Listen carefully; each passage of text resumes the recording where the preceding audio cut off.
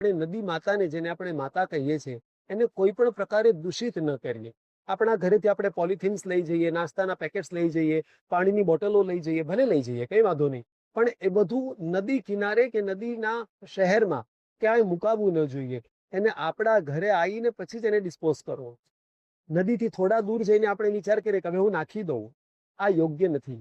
આપણા ઘરે આવેલો મહેમાન આપણા માટે કદાચ કંઈક ભેટ લઈને આવે, બહુ પ્રેમાળ વર્તન કરે, બહુ ભાવ બતાવે, પણ જો જતા જતા આપણું ઘર ખરાબ કરીને જાય, બધું નેસ્ત નાબૂદ કરીને બધું બગાડીને જાય, કે એના ગયા પછી આપણે બહુ બધી સાફ સફાઈઓ કરવી પડતી હોય, તો એવા મહેમાનને આપણે કોઈ પણ રીતે ફરીથી આવવા માટે યાદ ન કરીએ.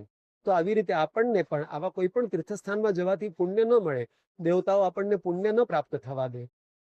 પછી તો એવું થાય કે આપણે આટલા દૂરથી બધા કામ છોડીને જઈએ, આપણને લાગે કે આપણને પુણ્ય પ્રાપ્ત થયું, પણ પુણ્ય તો કઈ પ્રાપ્ત ન થયું હોય.